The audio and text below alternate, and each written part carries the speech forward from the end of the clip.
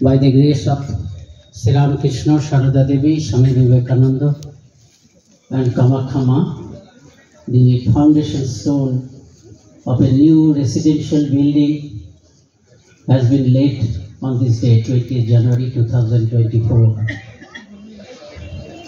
In presence of Honorable Minister Sri Rameshwar Teliji and Honorable MLA Sri Fukunji, and also among us present Chairman of the Dibrugarh Municipality, who is an all-time friend of Ramakrishna Water Mission.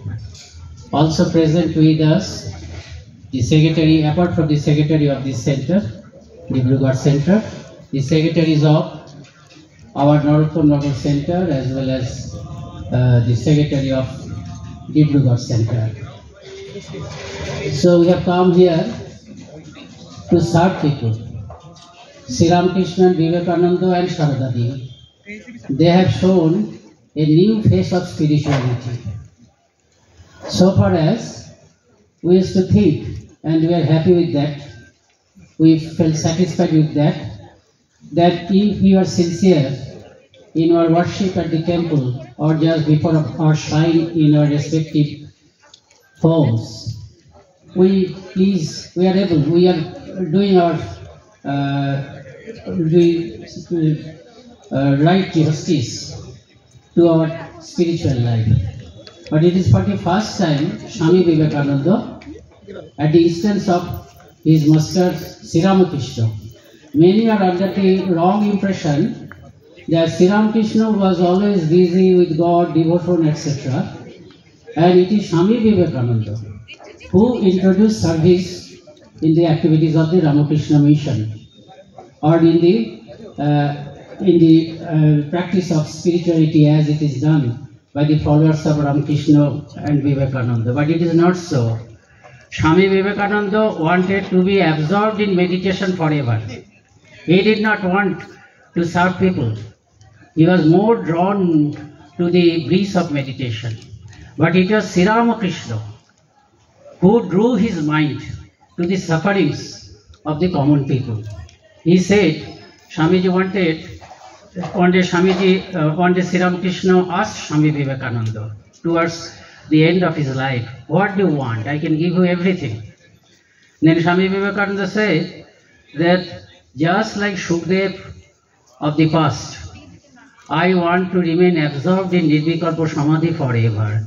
Now this Nirvikalpa Samadhi is the highest state of spirituality. All our Vedas, Upanishads describe that your ultimate goal is to attain Nirvikalpa Samadhi. And this is rare also. All are not capable. Only very few people are capable of attaining Nirvikalpa Samadhi. So generally, throughout all our scriptures we find that our gurus are very pleased if they find a really capable, really eligible disciple who can attain to the supreme height of Nirvikalpa Samadhi. So always the gurus are very happy if any disciple wants Nirvikalpa Samadhi, and if the guru understands that this disciple is fit for attaining Nirvikalpa Samadhi. But this is the only case what happened between Sri Ramakrishna and Swami Vivekananda, where we find that the guru is perfectly an adept teacher of Nirvikalpa Samadhi, and the disciple Swami Vivekananda also is perfectly eligible for attaining Nirvikalpa Samadhi. But what a wonderful guru and what a wonderful disciple. The guru is not happy at all that his disciple wants the highest truth of spirituality. He says, what he said is, something very strange and a deviation, you can say.